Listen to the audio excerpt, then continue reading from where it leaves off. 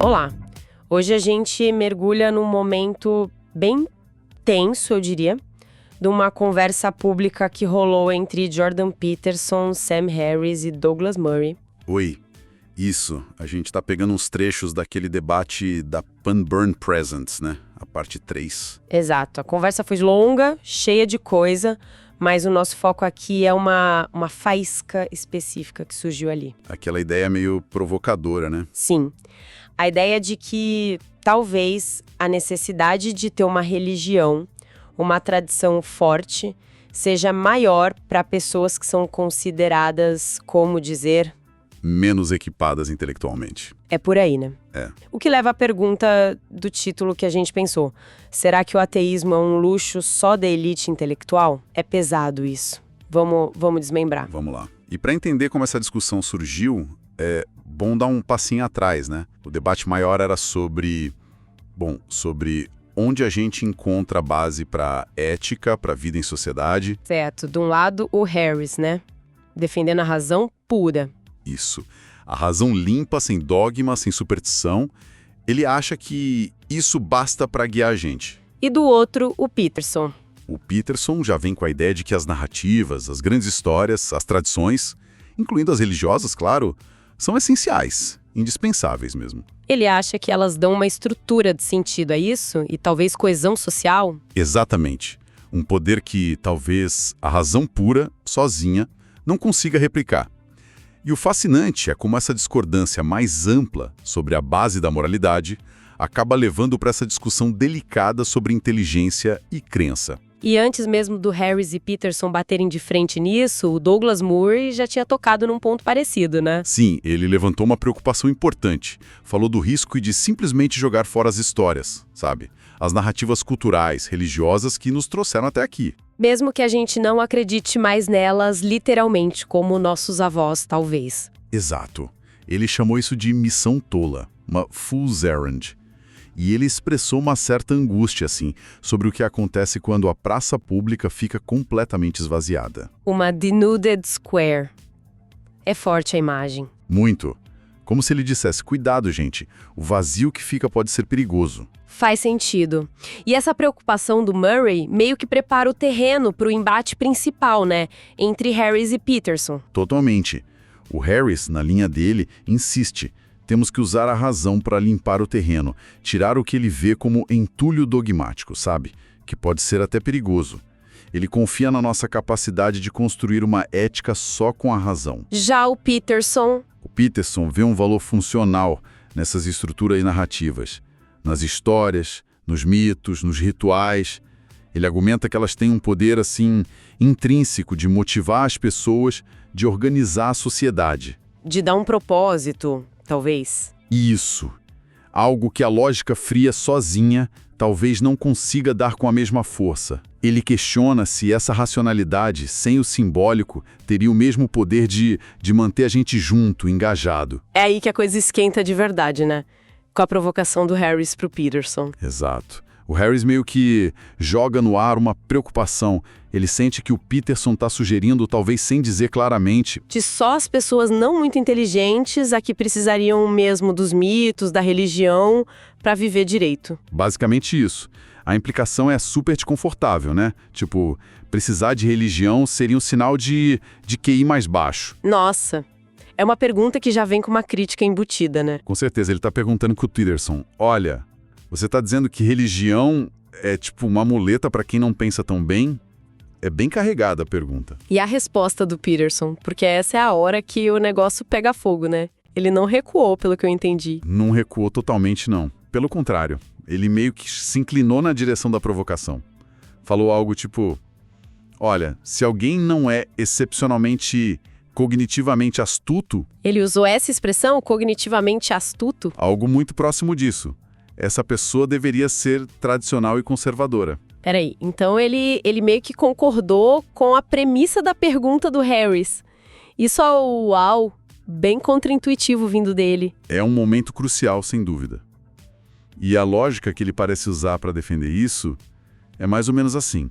Pessoas que têm, digamos, menos aptidão para o pensamento abstrato ou crítico... correriam mais risco correriam mais risco de pensar mal se tentassem criar tudo do zero, seus próprios valores, baseados só na razão individual. Ah, entendi. Então seguir a tradição seria mais seguro para elas. Seria. Fazer o que todo mundo faz, seguir os costumes, funcionaria como uma proteção. Um caminho de menor erro para evitar que elas se compliquem por conclusões ruins ou ações imprudentes. É quase uma defesa da tradição como sabedoria acumulada, né? Especialmente para quem não teria, sei lá, as ferramentas para criar um caminho novo sozinho. Exatamente essa a ideia. Uma espécie de inteligência coletiva embutida nos costumes. Entendo a lógica que ele apresenta. Mas, nossa, é muito fácil ver porque isso causou uma reação tão forte. Soa muito elitista. Demais. E o Sam Harris não perdeu tempo em apontar isso. Ele reagiu na hora. E reformulou a ideia do Peterson de um jeito ainda mais cru, sabe? Mais desconfortável. O que ele disse? Algo como... Então você está basicamente dizendo que as pessoas estúpidas precisam dos seus mitos, enquanto nós, as pessoas inteligentes aqui no palco, não precisamos deles? Uau! Direto no ponto. Muito direto. Ele deixou bem claro o incômodo dele com o que ele viu como um elitismo intelectual perigoso ali. Essa ideia de que a verdade ou a capacidade de viver uma vida racional seria um privilégio para poucos. E a maioria precisaria de fábulas, narrativas de conforto. Exato. É uma acusação forte essa de elitismo. E o jeito que o Harris coloca expõe o quão problemática a ideia pode ser, como se fossem duas classes de pessoas, né? Os que aguentam a realidade e os que precisam de historinha. É nesse ponto que o Murray entra de novo. Entra.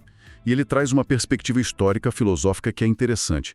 Ele menciona aquela ideia que geralmente atribuem ao Kierkegaard. Qual? A da religião como uma espécie de filosofia para as massas. Filosofia para as massas. Explica isso melhor. A ideia não é necessariamente para diminuir, mas para descrever uma função. Tipo, a maioria das pessoas não vai dedicar a vida a estudar filosofia complexa, né? Não tem tempo, ou interesse, ou talvez a capacidade. Certo. Então, a religião cumpriria essa função social. Daria uma estrutura moral existencial que é acessível, prática para o dia a dia. É interessante essa ideia, mas mesmo sendo pragmática, não carrega ali um certo desprezo pela capacidade das massas de lidar com a verdade sem filtro? Ou com a complexidade? É uma pergunta super válida. E o Murray meio que toca nisso quando ele cita outra ideia do Kierkegaard. A tragédia do clero. Tragédia do clero? Como assim? A sugestão é que talvez nem os líderes religiosos, o clero, acreditem literalmente em tudo. Mas eles reconheceriam o valor funcional, a utilidade daquelas narrativas como metáforas poderosas. Para guiar as pessoas, dá sentido. Exato. E a tragédia seria que eles não poderiam admitir em público. Olha, gente, isso é só uma metáfora, porque isso poderia desmontar a estrutura toda, entende? Entendi. Levanta uma questão sobre sinceridade versus utilidade, né?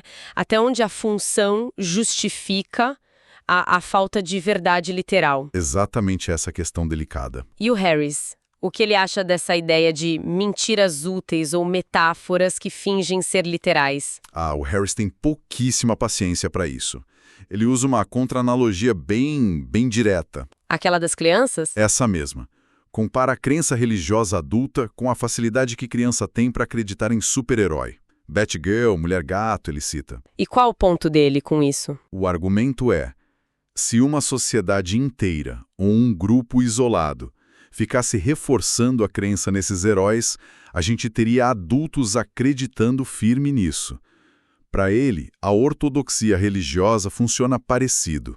Seria tipo... Seria como a infância da nossa espécie.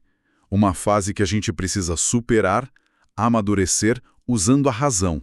E ele tem outra analogia, né? A do mágico. Tem. Ele diz que a gente pode admirar um truque de mágica, achar bonito, mesmo sabendo que não é real. O mágico pode até dizer, é truque, e a gente ainda aprecia a habilidade. Então, do mesmo jeito, a gente poderia reconhecer o valor psicológico de uma história religiosa sem precisar acreditar que ela aconteceu de verdade. Exatamente. O ponto central para ele é a honestidade intelectual. Por que insistir que é literal algo que a razão mostra que não é, mesmo que tenha tido alguma função lá atrás? Entendi. Então, para o Harris, não precisamos nos enganar para viver bem. Dá para encarar a realidade, mesmo complexa, e ainda achar sentido, construir ética. Perfeito. Ele defende a razão, a evidência, e resiste muito a essa ideia de falsidades funcionais. Então a tensão que a gente falou no começo fica muito nítida, né? Fica cristalina. De um lado, Peterson e Murray, com preocupações diferentes, mas ambos alertando para os riscos de abandonar rápido demais as estruturas tradicionais, religiosas ou culturais. Isso. O medo de deixar muita gente, talvez a maioria, sem um mapa moral e social que funcione.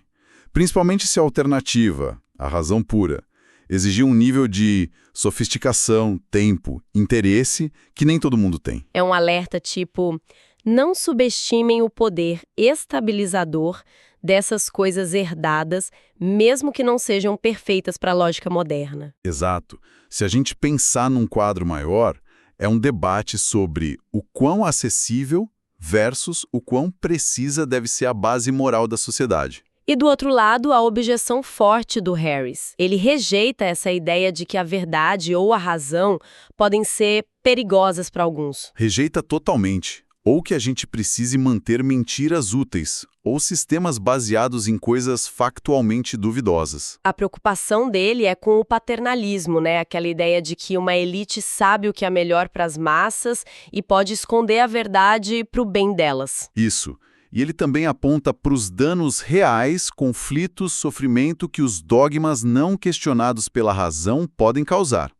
A questão para ele é: onde termina o guia útil e começa a mentira prejudicial que impede a gente de avançar? É um choque mesmo, entre a estabilidade das narrativas compartilhadas, mesmo imperfeitas, e a busca rigorosa pela verdade factual, pela razão, mesmo que isso abale crenças antigas. Então, resumindo o que a gente viu aqui, chegamos nessa ideia bem controversa que surgiu ali entre Peterson e Harris, De que seguir a tradição, a religião poderia ser quase uma necessidade funcional, talvez até recomendável para quem é tido como menos cognitivamente astuto. e do outro lado, a resistência enorme a isso. A denúncia de que essa ideia é elitista, paternalista e até perigosa. Porque parece justificar manter falsidades e criar uma divisão intelectual na sociedade. Exatamente. A conversa deles não resolveu essa tensão. Talvez nem tenha como resolver de forma definitiva, né? Talvez seja algo inerente a gente viver em sociedade. Mas expôs a ferida. Expôs de forma crua, mostrou visões muito diferentes sobre o ser humano, sobre o papel da inteligência, da razão, da narrativa, da tradição, para construir vidas com sentido e sociedades que funcionem minimamente. Toca num dilema central, né?